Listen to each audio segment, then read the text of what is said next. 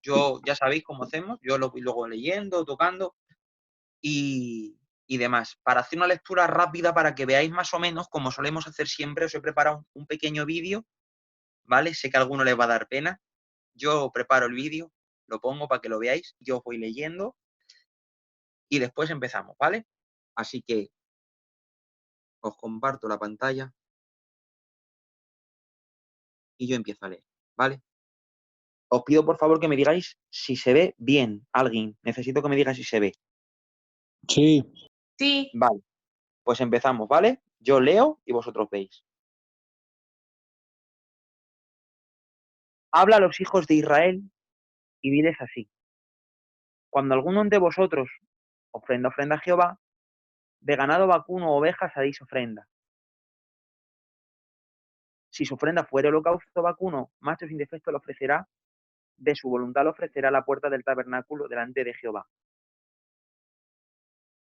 Y pondrá su mano sobre la cabeza del holocausto, y será aceptado para expiación suya. De esta forma lo hará. Entonces se propondrá una cosa. Degollará al becerro en la presencia de Jehová, y los sacerdotes hijos de Aarón ofrecerán la sangre, y la rociarán alrededor sobre el altar. Y el sacerdote hará arder todo sobre el altar. Holocausto es ofrenda encendida de olor grato para Jehová.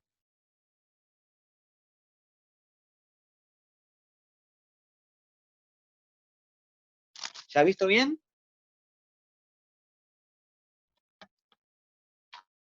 ¿Alguien que me diga si lo habéis visto bien, por favor? Sí, Enrique. Amén, amén. Sí, sí se ha visto bien. Vale. Sí se ha visto. Ahora, lo que habéis visto es una pequeña representación de lo que es el holocausto, ¿vale? Yo voy a hacer una pequeña introducción, porque la palabra holocausto es una palabra muy utilizada en nuestra jerga, en nuestras predicaciones, en la Biblia la vais a ver muchas veces. Pero quiero que sepáis qué es un holocausto y el mensaje que el Señor nos va a dar, ¿vale? El capítulo 1 del libro de Levítico entero nos va a dar qué es un holocausto, o cómo se hacían los holocaustos, cómo se ofrecían, y de eso vamos a hablar, ¿vale?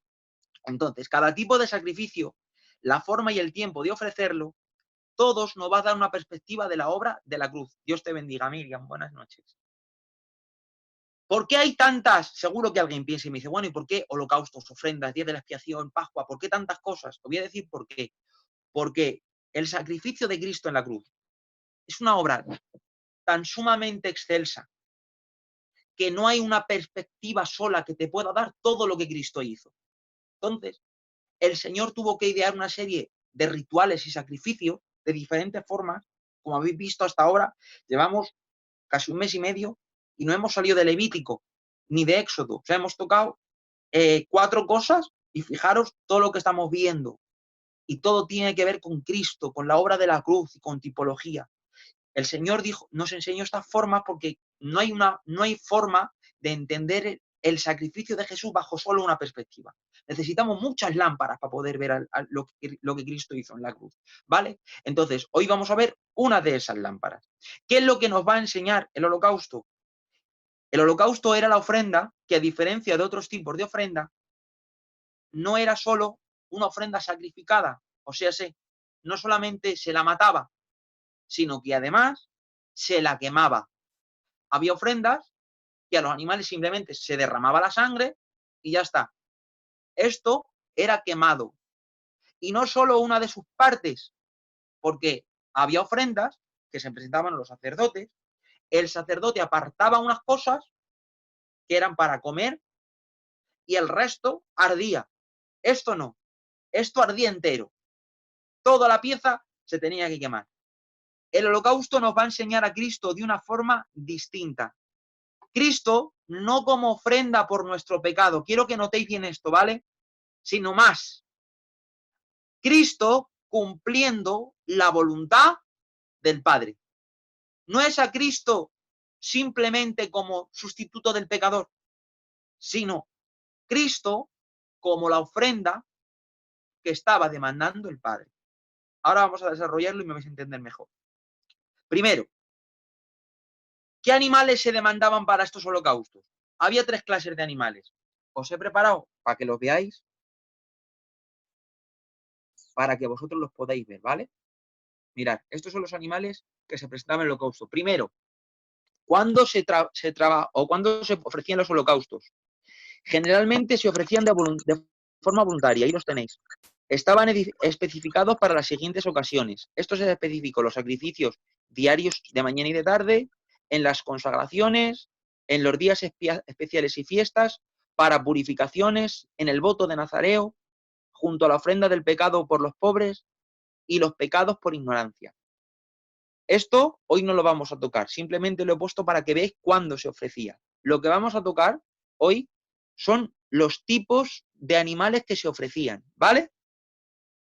Primero, ¿qué ofrendas Dios demandaba? ¿Qué animales? ¿Qué tipos de animales? El Señor fue el que impuso los animales. Él dijo, yo quiero estos animales, no quiero otro. Podría haber el Señor pedido un cerdito, podía haber el Señor haber demandado una gallina, podía haber demandado otro animal. Sin embargo, el Señor dijo, no, no, no. Yo voy a decir qué clases de animales, porque en ellos iban mensajes escondidos de Cristo para nosotros. Primero, había el tipo de... La primera ofrenda que Dios demandaba eran estos, ¿vale? Bueyes y vacas. Lo segundo eran los corderos y las cabras. Y lo tercero eran las aves, palominos y tórtolas. ¿Qué nos enseña esto? Yo voy a ir muy despacio, ¿vale? ¿Qué nos enseña esto? Primero,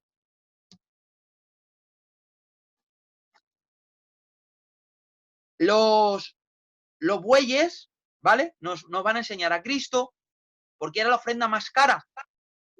Un buey era lo más caro del ganado. Entonces nos va a enseñar el costo de Cristo, cuán valioso era Jesús, ¿vale? Segundo, los corderos y las cabras. El cordero es la ofrenda de la Pascua, si os acordáis. Y el macho cabrío, la ofrenda de ley de la expiación. Entonces, ¿qué nos enseña el cordero y la cabra o el macho cabrío? A Cristo como sustituto del pecador, como ofrenda del pecado, ¿vale?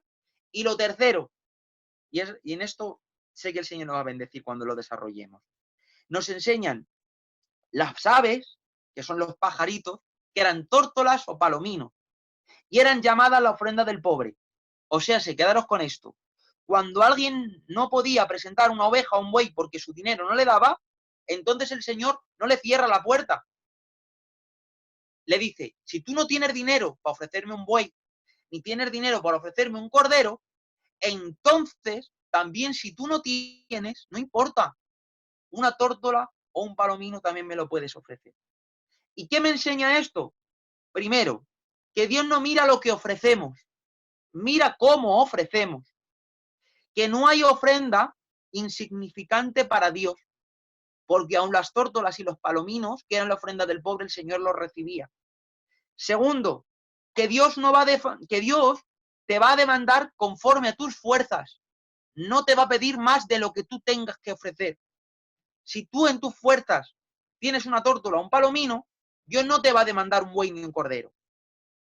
Pero también es consciente de cuáles son nuestras fuerzas. Si tú tienes un buey, Dios no va a aceptar una tórtola o un palomino. Enrique, ¿qué quieres decir? Que si Dios quiere que tú pases con Él 1 hora al día, no va a aceptar media hora.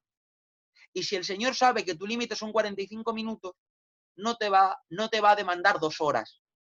Que si tú sabes que tú para tu ofrenda puedes echar 10 euros, el Señor nunca te va a demandar 5, pero tampoco te va a demandar 20.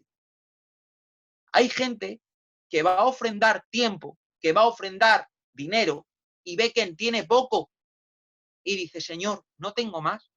Y cree que su ofrenda no sirve o es poca. Y el Señor dice, es que tu ofrenda para mí no es insignificante. Al contrario, la tórtola y el palomino también lo veo. Sin embargo, hay otras personas que tienen mucho que ofrecer y se lo retienen. Y quieren ofrecer menos. Y el Señor entonces tampoco lo acepta. Porque el Señor ve cuáles son nuestras fuerzas. ¿Vale? Ahora bien, lo que nos va a dar el sentido al holocausto, yo voy muy despacio, si tenéis, ya lo digo siempre, si tenéis alguna pregunta, me interrumpís y la hacéis, ¿vale? Lo que le va a dar el sentido al holocausto, lo que lo va a tintar y lo que nos quiere Dios decir, porque ya veis que cada fiesta tiene sus animales y sus cosas, es que el versículo 3 dice que el ofrendante, con diferencia de las fiestas, Pascua, tenéis que matar un cordero, sí o sí. Expiación, 2 machos cabríos. Se echa la suerte, como os dije la otra vez, y se sacrifica. Esto va así. Pero esto no. Esto es voluntario. El sacrificante lo tiene que traer de su voluntad. Eso es lo que nos va a dar el tinte de todo el estudio. Cristo, no como la obligación de Dios. Cristo como la elección de Dios. No como el que va obligado a la cruz, sino como el que quiere ir a la cruz. No como el que va a hacer las cosas sin más remedio, sino como que la hace porque quiere. Porque como dice la Biblia, Él, por el beneplácito de su voluntad, Él quiso cogernos, quiso amarnos y sobre todo, quiso cumplir la voluntad de su Padre. Es más, el holocausto nos enseña a Cristo como la satisfacción de Dios, como en lo que Dios encontraba satisfacción. Más que Cristo muriendo por el pecador, Cristo cumpliendo la voluntad del Padre. Bajo esta perspectiva, el Espíritu Santo nos va a enseñar mucho en cada detalle. Primero, hemos dicho que sacrificaban aves, corderos y cabras, vacas y bueyes. ¿Qué significa esto, Enrique? Primero, vamos a empezar por la ofrenda del pobre, por las aves. ¿Qué nos enseñan las tórtolas y los palominos? La humildad de Cristo. Esperad que pongo esto mudo porque si no me van a estar escribiendo y suena mucho. Nos hablan de la humildad de Cristo. De hecho, 2 de Corintios, capítulo 8, versículo 9 dice, porque ya conocéis la gracia de nuestro Señor Jesucristo, el cual, siendo rico, se hizo pobre. Y es tremendo esto, para que en su pobreza nosotros fuésemos enriquecidos. La palabra pobre es la palabra tokos. Los griegos, ya sabéis que tenían muchas palabras para determinar muchas cosas. Y para cada pobre tenían un tipo de palabra. Tokos era el pobre más pobre de todos los pobres. El mendigo. Os pongo un ejemplo, ¿vale? Yo soy pobre. Y sé que me vas a decir, y yo también. Vale. Pues hay gente que no tiene para comer mañana. Creo que todos los que estamos aquí, gracias al Señor, mañana sí vamos a comer. El que para mañana no tiene para comer, va a decir, ojalá tu pobreza fuese mi pobreza. Habrá gente que no tenga donde dormir y nos dirá a nosotros, ojalá tu pobreza fuese mi pobreza. Bueno, pues la pobreza, tocos, es la pobreza del que no tiene absolutamente nada. La pobreza del mendigo que está tirado en la calle. Ese es tocos. Bueno, pues eso es lo que Cristo se hizo. De hecho, tenemos que señalar una palabra y es la palabra se. Se hizo a sí mismo. No le hicieron, se hicieron. ¿Podría haber sido un sacerdote como Juan? Sí. O un príncipe como Daniel. ¿Podría haber sido un escriba como Esdras? O un rico heredero como aquel joven rico. Sin embargo, mirad esto. El Señor, como todo varón, como todo hebreo, cuando nacían, y más siendo un niño, y más siendo el primogénito, quiero que veáis a José y a María con su niño en las manos. Su deber como hebreo, como judío, era que la ley establecía de que cuando un niño abría matriz, o sea, el primogénito, tenían que presentarlo en el templo. Así lo hacían ellos, presentárselo al Señor. Pero es que después de eso, tenían que presentar un sacrificio. Las familias que habían tenido familia, tenían que presentar un sacrificio. Un cordero, para variar, un cordero. Ahora quiero que veas la fila o la cola del templo en ese día, ¿vale?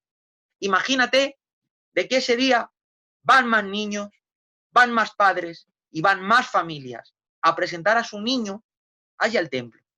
Ese día el Señor Jesús está en la cola. El Hijo de Dios ha ido al templo.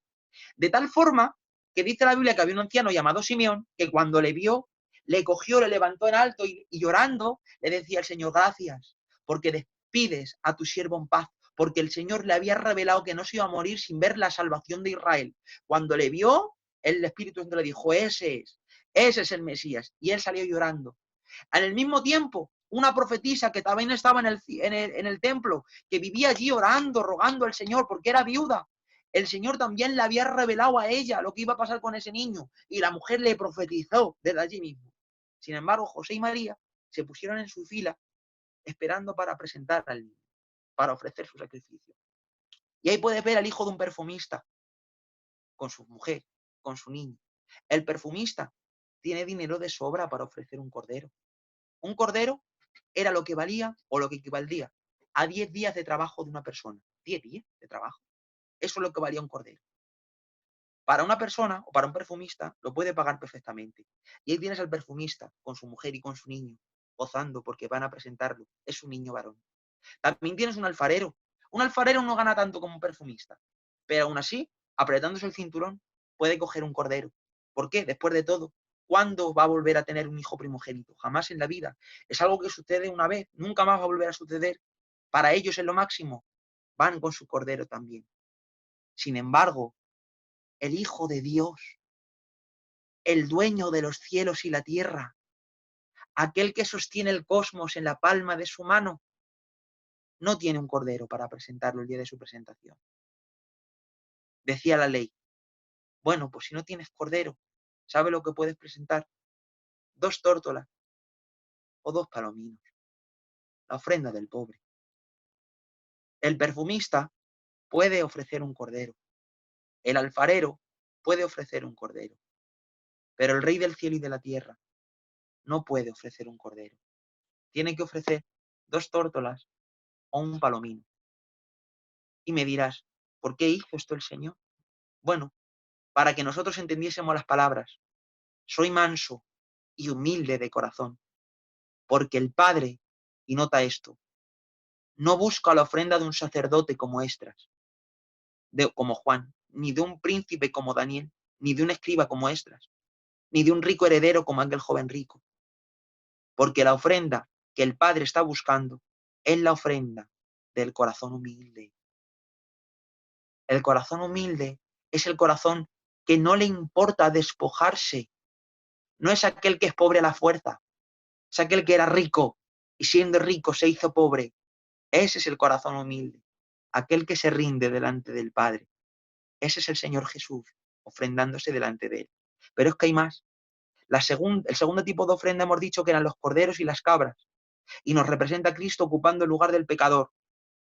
Pero, quiero que notes esto, Cristo ocupando el lugar del pecador por voluntad del Padre. De hecho, todos no sabemos de memoria Juan 3:16. Si yo le pregunto a cualquiera de vosotros o de vosotras, dime Juan 3:16, me vais a decir, de tal manera amó Dios al mundo, que dio a su Hijo unigénito, para que todo aquel que en él cree no se pierda, mas tenga vida eterna. Y leyendo o escuchando este versículo, todos recalcamos mucho el amor del Señor y vemos a Cristo muriendo por nosotros, sufriendo nuestros dolores, llorando nuestras lágrimas, le vemos pasando nuestra sed y decimos, ¿cuánto te amamos, Señor? Sin embargo, pareciese que dejamos de espalda o dejamos a un lado al Padre, el amor del Padre, el amor de Dios Padre, porque ese texto recalca el amor de Dios Padre. El capítulo 3, versículo 16 de Primera de Juan también dice lo mismo, o perdón, el 3:1 dice, mirad cuán amor nos ha dado el Padre. Está hablando de Dios Padre. Recalcamos mucho el amor del Hijo, pero a veces dejamos de lado el amor del Padre. Y por amor el Padre nos dio aquello que más amaba. De hecho, imagínate al Padre en el cielo, ¿vale? Ya me conocéis cómo yo hago las cosas. Dejadme soñar un momento. Sé que alguno me dirá, Enrique se está inventando las cosas. El Padre no habla así porque el Padre es Dios y no hombre. Bueno, tampoco tiene ojos porque es espíritu, sin embargo nos habla de los ojos de Jehová. Tampoco tiene manos porque es espíritu, sin embargo nos habla de la mano de Jehová. porque el Dios que entiende a los hombres nos habla en palabras de hombre para que los hombres le podamos entender. El Dios que abraza a los hombres con manos de hombre, que besa a los hombres con labios de hombre y que escucha a los hombres con oídos de hombre, en esta noche nos va a hablar en palabras de hombre. Imagina el cielo, imagina al Señor sentado en él, en su omnisciencia, en su presciencia. Ha visto su cielo lleno de hijos y de hijas. Mírale, él ve en sus ojos, que todo lo ven, cómo enjuga nuestras lágrimas, cómo nos sostiene en sus rodillas, cómo nos cubre, cómo nos tapa, nos abraza. ¿Cuánto deseamos eso, verdad, Alfredo? ¿Cuánto anhelamos que Él nos abrace, que nos siente en sus rodillas? Él nos ha visto ahí. Sabe que somos hijos adoptivos, no somos de genética, pero nos quiere igual que al suyo. Nos ama igual que al suyo. Ahora imagínate que Él ve la realidad y que ninguno de los que Él quiere que estén ahí pueden estar ahí. Él en su presciencia los ha visto, sí, pero volvamos al mundo real, al tiempo de los hombres. Esos hijos que Él quiere tener allí no están allí. Son no sus hijos, sus enemigos, no herederos de su amor, herederos de su ira. Y Él no los puede amar, los tiene que castigar. ¿Te imaginas esa circunstancia? Y te imaginas que lo único que puede hacer el Padre para tenerte con Él es que entregue a su único hijo de verdad. Es que al único hijo suyo de genética, Él lo puede entregar. Es en ese momento cuando resuenan las palabras de Cristo, que dice así: no te preocupes, Padre, anunciaré tu nombre a mis hermanos. Y de la misma manera que Moisés prefirió sufrir con sus hermanos hebreos, así nuestro hermano mayor Jesús asumió nuestras miserias, participando de nuestras limitaciones, para que podamos disfrutar de sus privilegios. Él no es como el hermano del pródigo, que se enfada porque su hermano pecador vuelve a casa, porque ve como su padre le da un vestido nuevo, un calzado nuevo y un anillo nuevo. Más bien, mejor hermano es este, que nos viste con sus vestiduras para cubrir nuestra desnudez, que nos da de su calzado para caminar con su camino, y nos ha dado su anillo para que tengamos identidad. Así resuenan las palabras de nuestro hermano mayor. Por eso mi Padre me ama, porque pongo mi vida para volverla a tomar. Lo tercero que demandaba el Señor era la ofrenda de bueyes y vacas, y esta era la ofrenda de mayor precio. Y nos enseña Cristo como tesoro de Dios, ofreciéndose a Dios. El Padre, a darnos a su Hijo, nos dio todo lo que tenía. No nos ha negado nada, de tal forma que podemos decir, como Pablo decía a los romanos, si Dios, nota esto es tremendo, si Dios no nos negó ni a su propio Hijo, ¿cómo no nos dará juntamente con Él todas las cosas? De hecho, no es casualidad que en la lista de holocaustos el buey esté el primero, porque el buey nos enseña a Cristo como el siervo de Jehová, como aquel que vino a cumplir toda la voluntad del Padre, como aquel que dijo al Padre, los sacrificios y las ofrendas no te agradan, y como ellos no te agradan, por eso vengo yo, para cumplir tu voluntad. En esta perspectiva del siervo de Jehová es lo que nos tenemos que fijar en esta noche, no en lo que ofrecían, sino en cómo lo ofrecían. Vamos a ver al siervo de Jehová no en las clases de animales simplemente, sino lo que tenían que hacer con los holocaustos. Vamos a descubrir a Cristo en esta noche ahí. Hay 4 pasos, según el libro de Levítico, que tenían que hacer los sacerdotes para ofrecer cada holocausto. Número 1, ¿qué hacían? Los desollaban, les quitaban la piel, literalmente, los desnudaban. Ahora quiero que tú te veas delante del Señor. Todos nosotros estamos desnudos delante de Él. ¿Me puedo ocultar yo del Señor? No. Sus ojos rodean la tierra y andan por ella. ¿Puedo yo ocultarme delante del Señor? En ningún momento. El Señor ve el corazón de los hombres. ¿Y qué hay en ellos? Maldades, pecado, cosas guardadas. ¿Cuántas veces dice la Biblia que el Señor, mirad esto, el Señor está sentado en una casa? Esto es tremendo. Está enseñando y todos escuchándole. Del techo le bajan un enfermo entre 4, imaginaros, y le ponen delante de él un paralítico. Y dice la Biblia, y al ver la fe de ellos, el Señor dijo, tus pecados te son perdonados. Y dice la Biblia, pero viendo el Señor el corazón de ellos. ¿Qué ve el corazón? ¿O qué ve el Señor en nuestro corazón cuando nos ve? Te digo lo que ve Dios Padre en el corazón de la humanidad.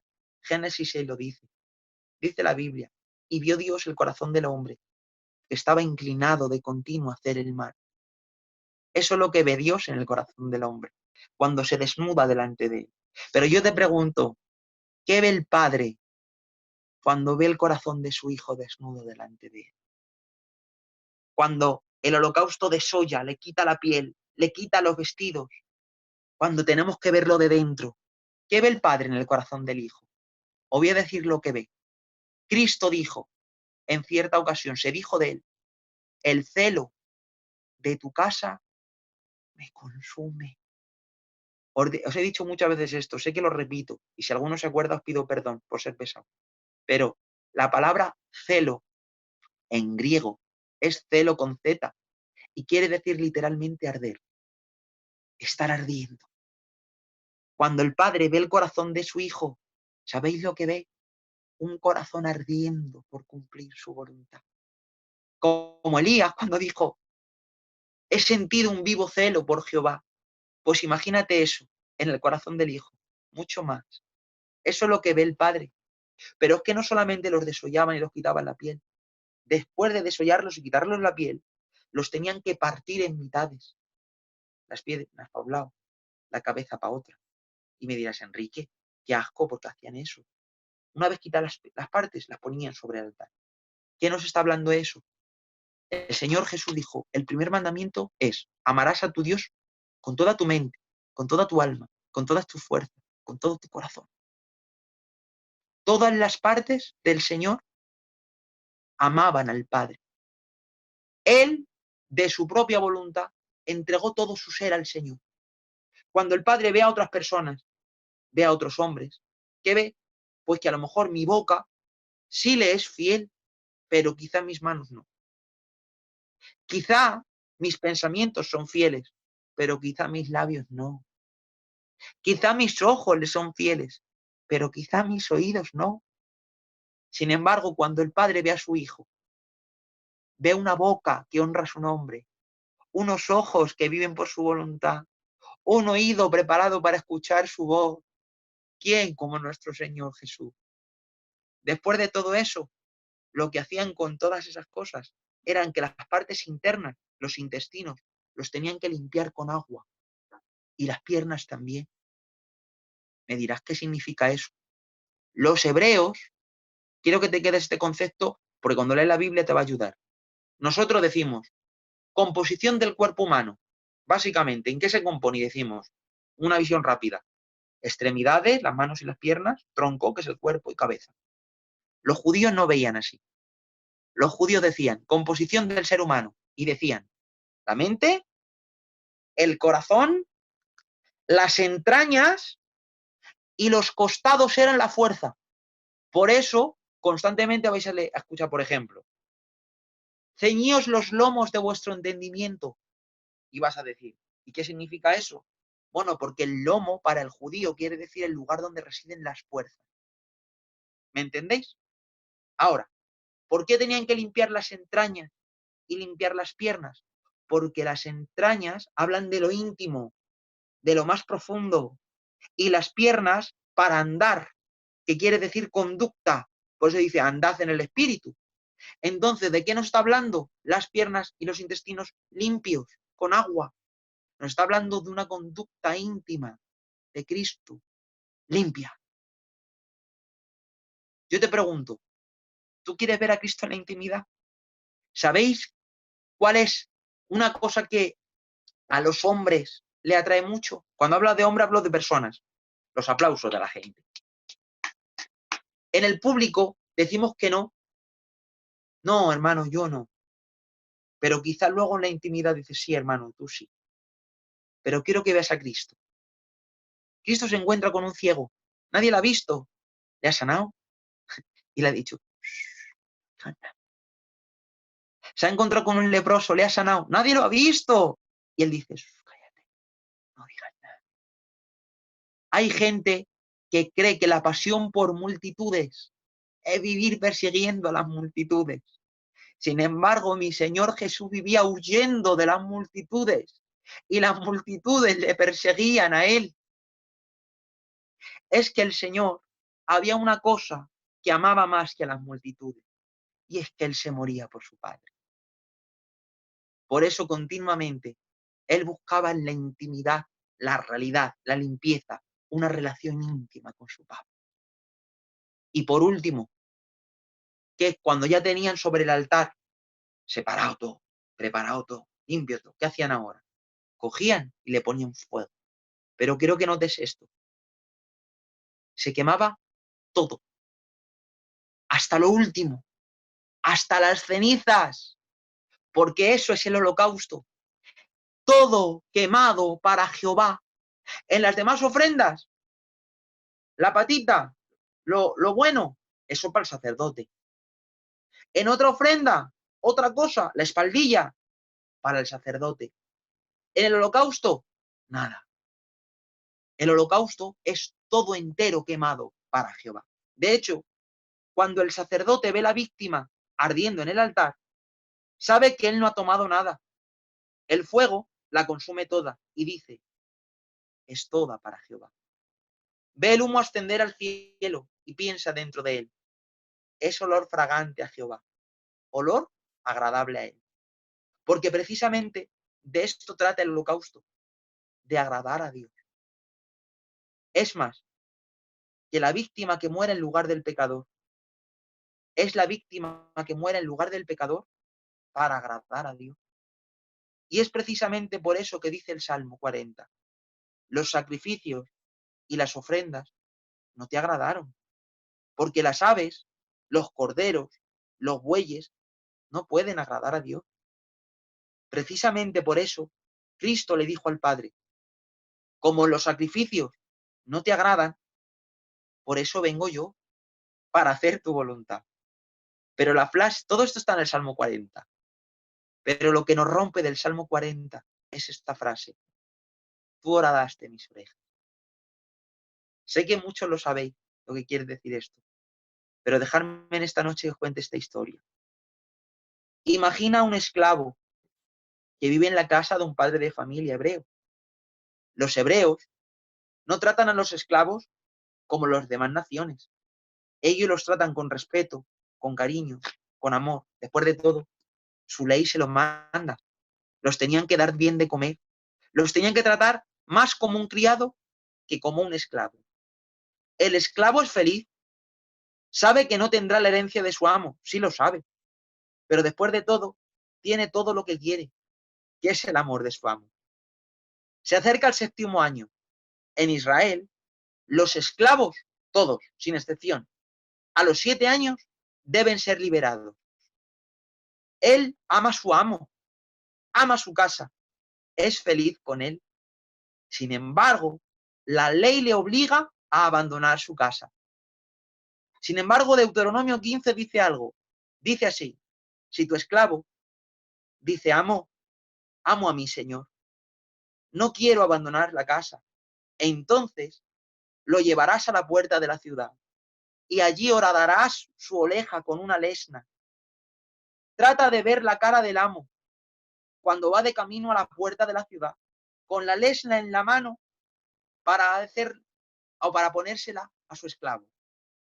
Esa lesna quiere decir, no te sirvo por obligación, te sirvo por amor, porque prefiero ser esclavo en tu casa que ser libre fuera de ella. Porque es mejor estar un día en tu casa que una vida fuera de ella. Esa lesna es la sulamita que busca a su amado.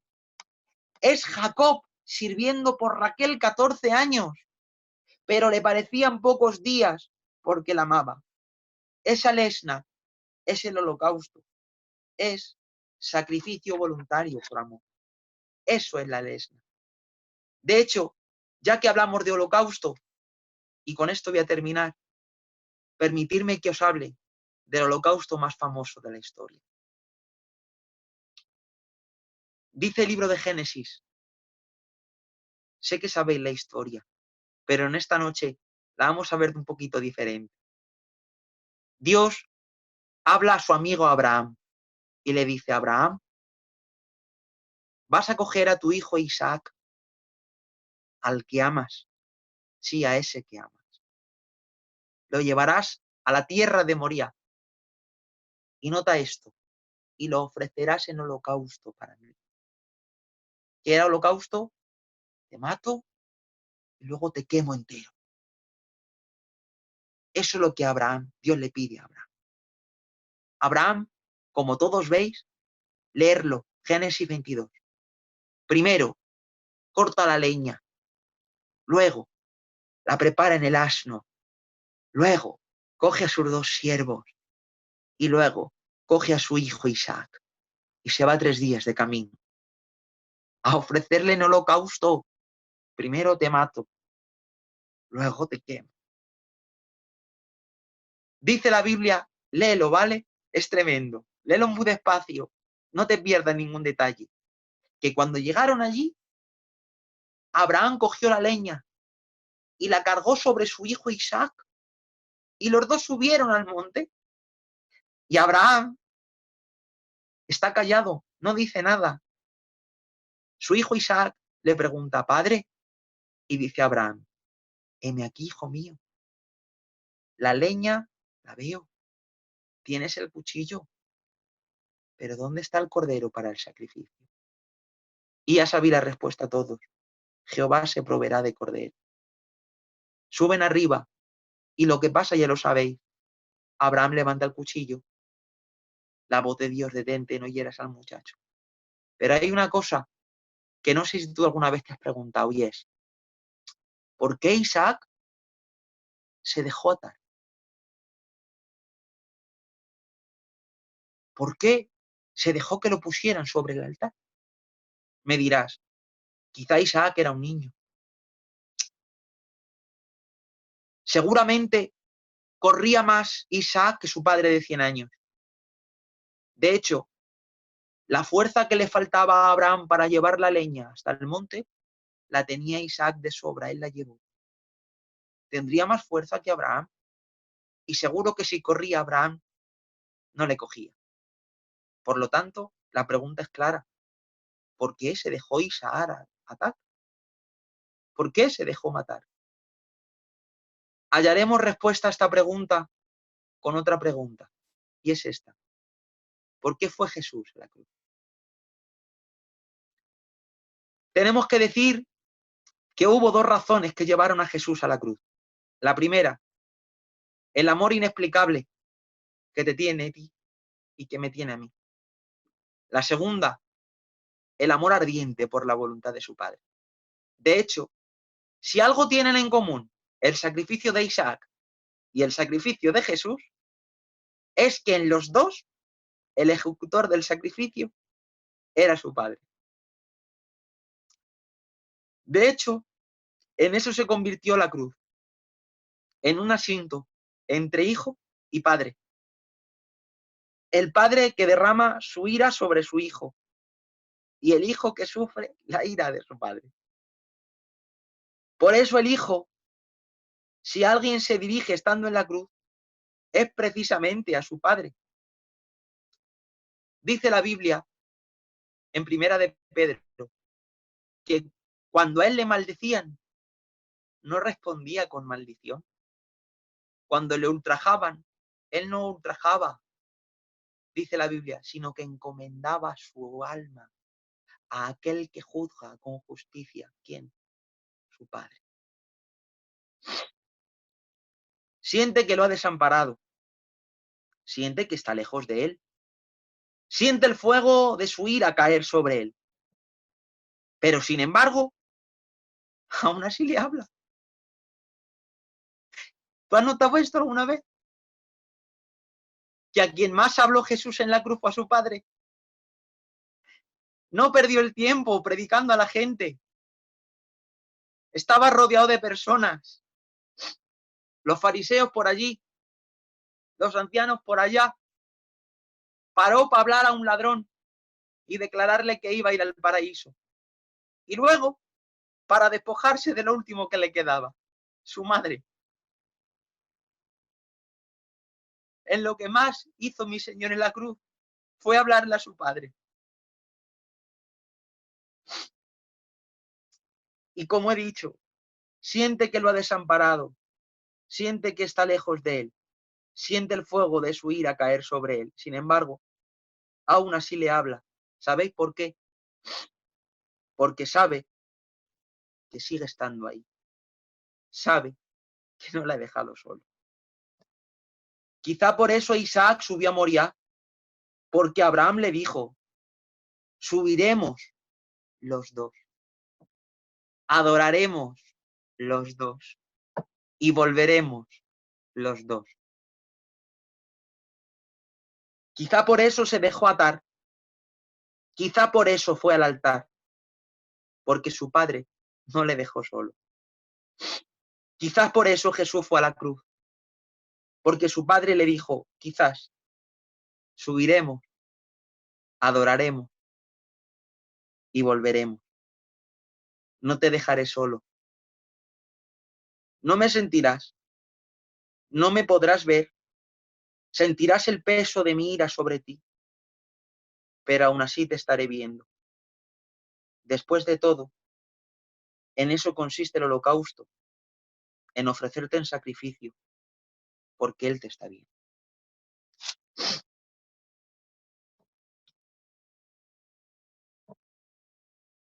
Cuando ves a Jesús en la cruz y lo ves hablando a su Padre, lo ves exponiéndose en sus manos y diciéndole, Padre, en tus manos encomiendo mi espíritu. Yo no sé si hasta esta noche tú alguna vez te habías parado a pensar que el Padre nunca dejó a solo a su Hijo.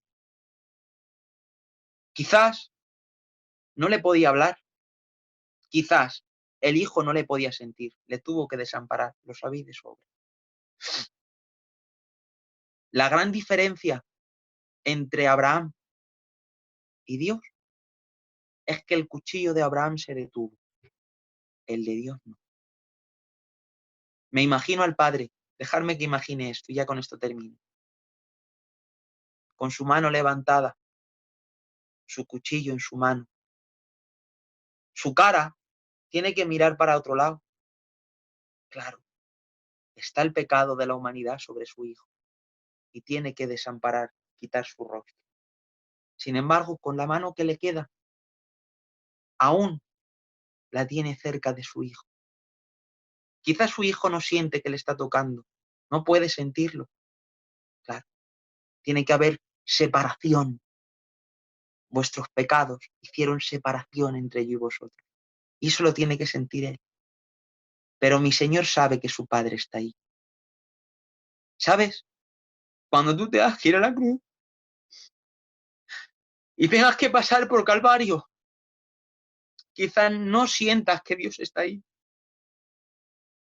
Quizás creas que Él te ha desamparado. Pero recuerda estas palabras. Subiremos los dos. Adoraremos los dos. Y volveremos los dos. Cristo fue a la cruz. Primero, porque tú eras el fruto de su aflicción y el gozo de su alma. Y segundo, porque sabía que su Padre no le iba a dejar solo. No te va a dejar solo el Señor. Quizás no lo estés sintiendo cerca. Yo no sé por qué el Señor me está poniendo que diga esto. Quizás no lo estás sintiendo cerca, o no todo lo cerca que tú quisieras. Pero Él te dice en esta noche, subiremos los dos, adoraremos los dos, y volveremos los dos. Él te está viendo. Después de todo, eso es el holocausto. Ofrecerte en sacrificio a Él, porque Él te está viendo.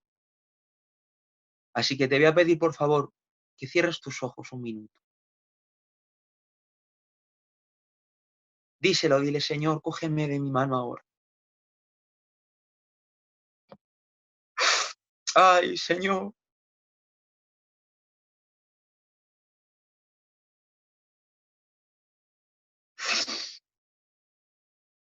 Díselo, dile, quiero sentir tu mano.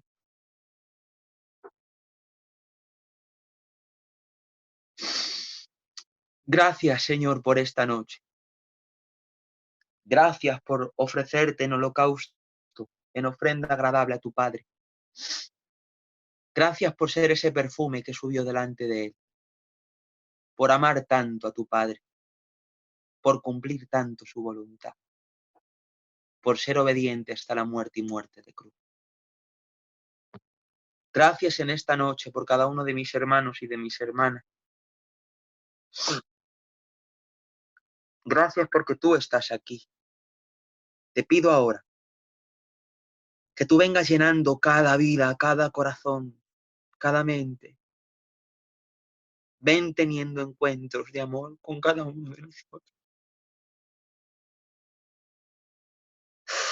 Oh, Rabbi Shabo, Trabo Bomokom, Dararababai, Ke Shanaman.